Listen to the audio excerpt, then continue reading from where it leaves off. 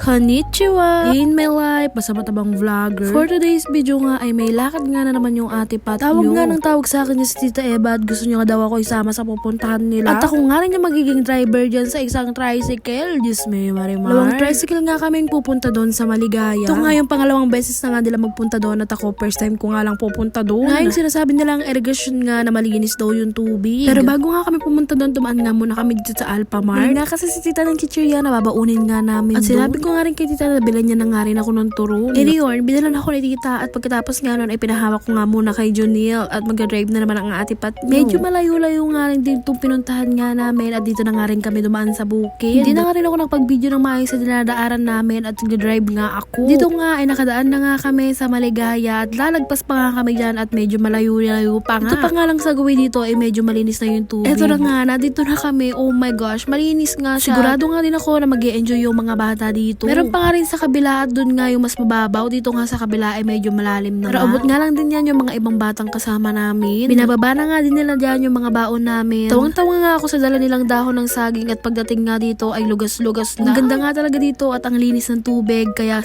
perfect na perfect to sa Sabado ni Gloria. So, punta nga kami talaga dito. Sobrang tirik ng araw. Ang sakit sa balat. Sa part na to, medyo malakas nga yung agos dyan. Dito naman sa pinagpupwestuhan namin, ay wala, sakto lang. Huwag na nga rin ako ni Tita dyan para nga kumain na nga daw muna kami. Ang sarap nga ng baon namin. Yan nga yung manok na may sabaw. Nakalimutan ko yung tawag at eto nga liempo. Butan nga ni Tita magdala ng plato. Kaya nga itong anak niya gumawa ng DIY plate. Hala. O, bahala na kayong gumawa ng sarili-sarili nyo. Matatanda na kayo. Discardin nyo na yan kung paano kayo kakain. Buti na nga lang nakita ko may isang platong nadala. Ay, kinuha ko na ay. Oh, yung Team Harvest dyan. Asan na kayo? Tara na dito. Galaw-galaw. For sure nga, mag-i-enjoy yung Team Harvest dito pag naipunta ko sila dito. Pangalan din yung nag-aya sa akin dito at siya nga lang din naghanda ng mga babaunin namin. Sarap nga din naman talaga ng kain namin dyan at fresh air nga. Kahit na sobrang tirik nga ng araw, mahangin-hangin naman. Shout out sa mga kaklase po ha. Share nyo palagi yan. Meron ka nga ring sisilungan. Hala na i-vlog ko na to. Baka mamaya meron nung mauna sa amin dito. Charis!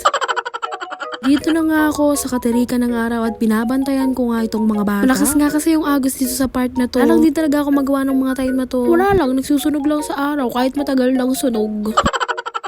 Dito nga, Diyos may marbarbasa na nga yung damit ko. Biniwisik-wisikan na nga nila ako ng tubig. Maligo na daw ako. Diyos may marmar, mahirap maligo dyan. Baka gawin nila akong salbabida. Ang dami nyo pa namang batang kakapit sa akin. Wala lang, naglalaro lang ako ng ganda-gandahan kahit wala naman igaganda. Hindi na nga rin sila nagdagal. Bumalik na nga rin sila dun sa pwesto namin. Hi, Jing! Huwag mo dadalhin si Junel sa malalim ha? Hindi, buhatin mo muna ako. Papalitan niyo yan. Puta. Aba na. Ano mo naman ha? Di ko pa tanggal. Hanggang baba merong sigaw na. Simento. Adula. Wait lang!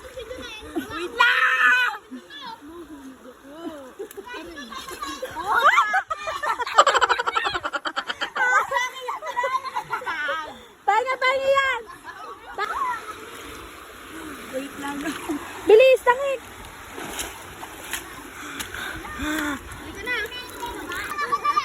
Bilis na!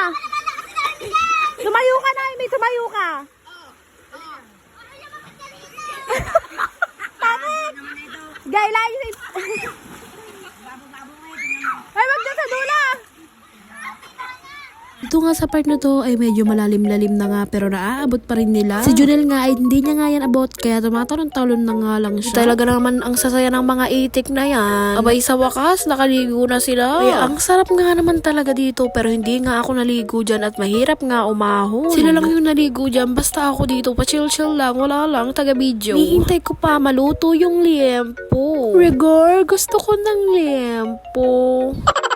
Dahil nawiwiwi na nga ako, pumunta na nga ako dito sa mababa para nga mag-pee. I want to pee! Ay, Diyos may marimar, nandito na naman yung mga itik. Lub-lub lang naman ako eh. Pero wala, nagtagal ako dito para bantayan nga sila kasi malakas nga yung agos. Sugatan nga rin ako dyan. Abay kasi naman, ang lakas nga talaga ng agos. Yung mga bata nga, umaakyat nga sila, pas pupunta sa dulo para nga magpati agos at aabangan ko naman sila dyan. Ay, talaga nga naman, maisipan ng mga to, pati ako nadadamay na rin malublob. Hala! Sobrang init na nga, sobrang tirik na ng araw, hindi ko na talaga kaya.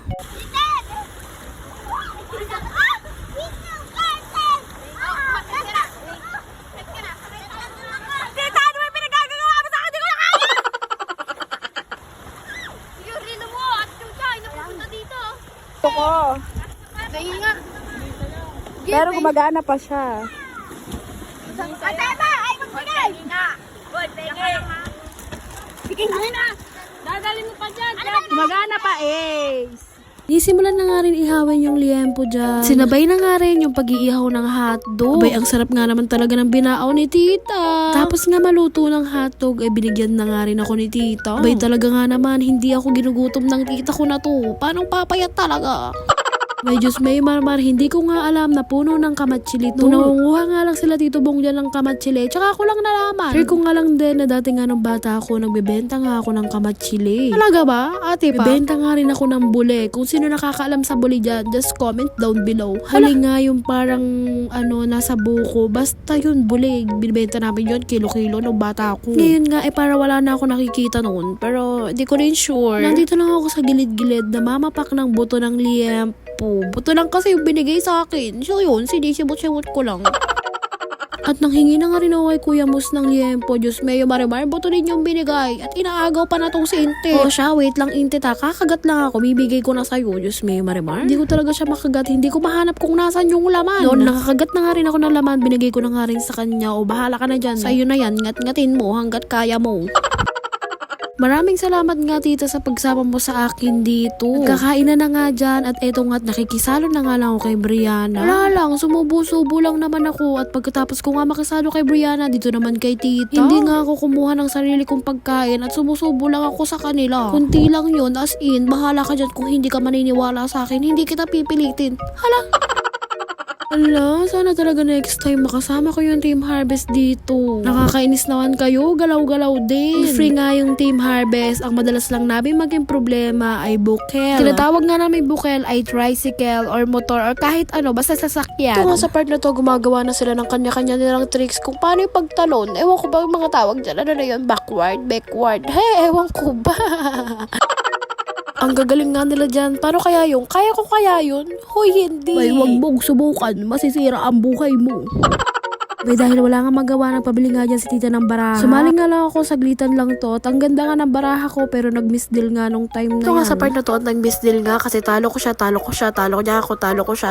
Ewan ko ba kung ano yun tawag doon. Pangalawa nga ay nanalo na ako at yun na nga yung last kong pagsali. Hindi na ako sasali. Bahala na kayo. Nanalo na ako. Tatakbo na ako. Pero jack siya. Talo ka dito sa akin. Pero queen ako eh. Ball! Talo na. Talo ko si tita. Talo Ito. Ball plus is. Talo ko din yan. Lock. Lock par. Lock Lock over.